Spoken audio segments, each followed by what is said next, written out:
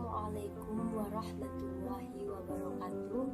Perkenalkan, nama saya Nur Fadila, NIM 351028. Saya dari jurusan Bimbingan Bimbingan Islam semester 2 dari Fakultas Usuluddin Adab dan Dakwah dari Institut Agama Islam Negeri Pekalongan.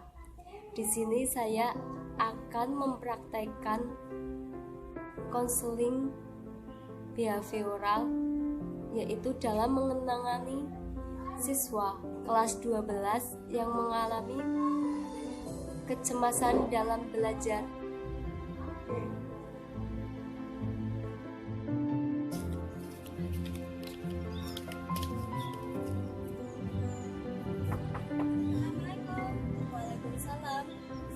Silakan masuk. Selamat siang. Ada yang perlu saya bantu? Ada. Bagaimana kabarnya pada siang hari ini? Alhamdulillah baik. Silakan perkenalkan nama, umur, dan kelas. Nama saya Mita Susanti. Kelas saya 1 SMK. Umur saya 16 tahun. Saya mempunyai keluhan. Apakah saya minta di counseling? Apakah ibu bisa membantu saya? Ayo ceritakan apa masalah yang sedang Mita alami saat ini. Ini cerita yang Mita akan ceritakan ini akan bersifat rahasia, sehingga siapapun tidak akan mengetahui apa yang Mita ceritakan kepada saya. Silakan ceritakan apa yang Mita alami saat ini. Saya tidak tahu masalahnya. Saya merasa down, sedih, gelisah, dan cemas. Apa karena disebabkan banyak tugas-tugas kah? Iya, akhir-akhir ini banyak tugas. Jadi bisa saya simpulkan, Mita merasa sedih, gelisah, tertekan, itu karena tugas-tugas. Bisa ceritakan atau jelaskan kenapa Mita kok bisa mengalami kecemasan tersebut? Akhir-akhir ini, bulan ini banyak sekali seperti tugas-tugas yang menumpuk, ekstra, dan lain sebagainya. Saya tidak bisa membaginya, nggak tahu kenapa.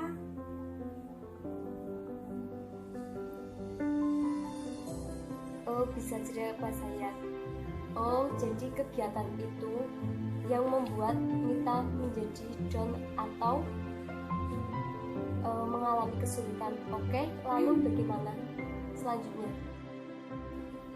Karena dari awal saya sudah mengiyakan untuk mengikuti ekstrakurikuler tersebut, Bu. Tapi karena akhir-akhir ini tugas berdatangan, saya tidak tahu dan saya ragu untuk mengerjakan salah satunya. Oh, jadi Mita merasa stres itu atau cemas itu karena mengerjakan tugas-tugas yang datang secara bersamaan. Benar, Bu, sampai ke bawah-bawah mimpi saya dikejar-kejar guru saya untuk mengumpulkan tugas tersebut. Baik, saya simpulkan penyebab perilaku dan sikap yang ada pada dirimu ini karena merasa tidak mampu mengerjakan tugas. Iya, Bu. Makasih Mita, kamu telah berusaha menceritakan kepada saya apa yang terjadi dan alami saat ini. Perasaannya mengganjal, perasaanmu pastinya tidak nyaman dan pasti di posisi tersebut dikejar-kejar seperti itu rasanya ketakutan, tidak nyaman dalam posisi dikejar-kejar. Apalagi kamu harus berusaha menghindari orang-orang yang di sekitar karena tugas. Kamu merasa tidak nyaman dalam kondisi seperti ini. Iya, Bu. Semua itu benar. Saya merasakan seperti itu. Baik, Mita, sejauh ini hal apa yang kamu lakukan untuk menghilangkan kecemasan atau stres tersebut? Saya mencoba bermain dengan teman-teman. Saya coba merilekskan pikiran saya, tapi itu hanya sementara. Baik, setelah kamu lakukan dan ceritakan bagaimana perasaanmu. Sedikit lega, tenang, tapi masih saja terbayang-bayang akan tugas tersebut. Oke, jadi apakah orang-orang di luar sana berasumsi negatif kepada kamu? Iya. Oke, jadi kamu bersikap bahwa orang-orang di sekitarmu memiliki asumsi tentang perubahan sikap perilaku yang kamu tunjukkan itu. Benar, Bu. Oh, jadi apa Mita sudah mencoba berbicara kepada orang-orang terus terang agar orang lain mampu mengetahui tugas-tugasmu sehingga orang lain tidak. Apakah kamu sudah cerita kepada orang lain tentang masalah itu? Belum sih, Bu. Saya merasa tidak enak akan hal tersebut untuk diceritakan kepada mereka.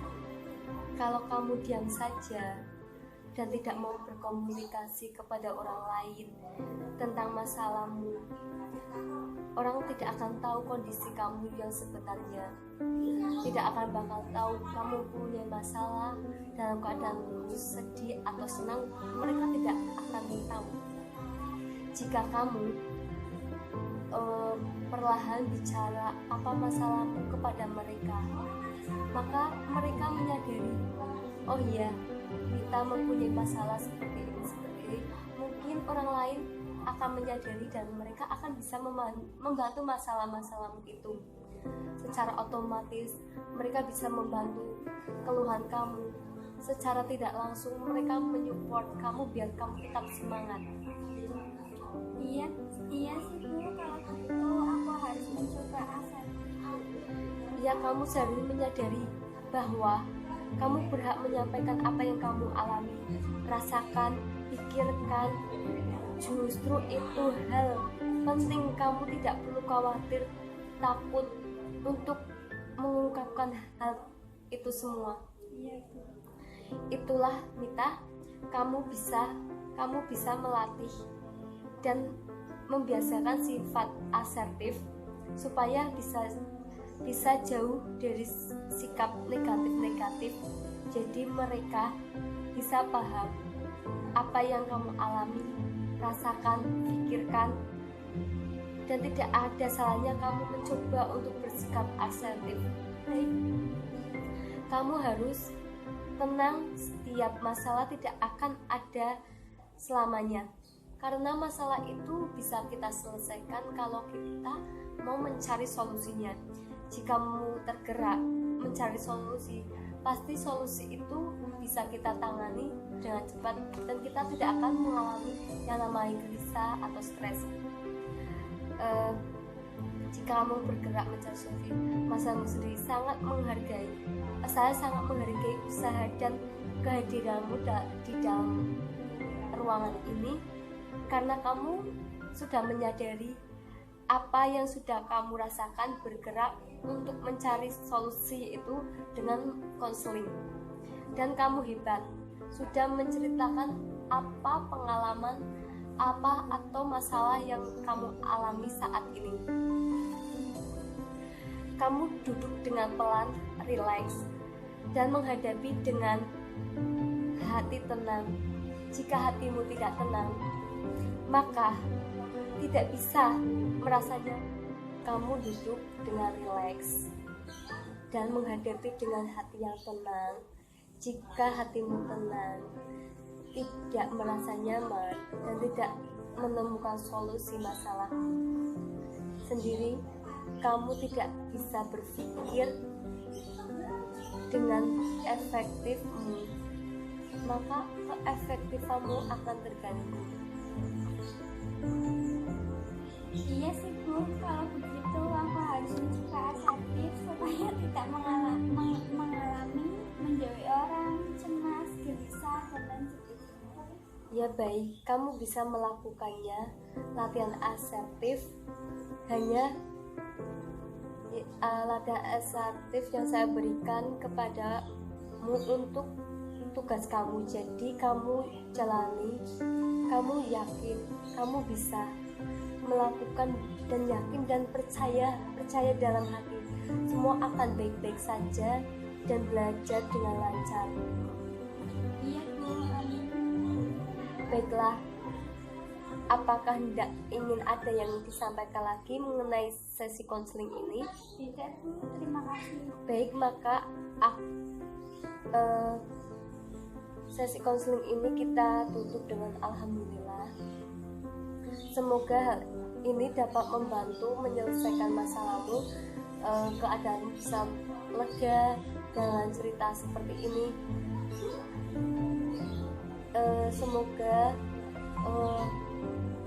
kamu harus melakukan hal-hal yang positif agar kamu tidak merasa menjadi tugas itu menjadi beban. Semoga pada pertemuan ini bisa bermanfaat.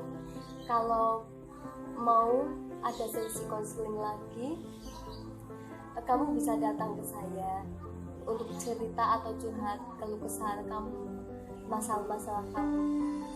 Sekian, terima kasih. Saya ucapkan terima kasih. Assalamualaikum warahmatullahi wabarakatuh. Sekian video tentang konseling teknik behavioral menangani kecemasan mahasiswa kelas 11 yang mengalami stres dalam melaksanakan tugas. Kurang lebihnya saya mohon maaf. Wabillahi taufik wal hidayah. Wassalamualaikum warahmatullahi wabarakatuh.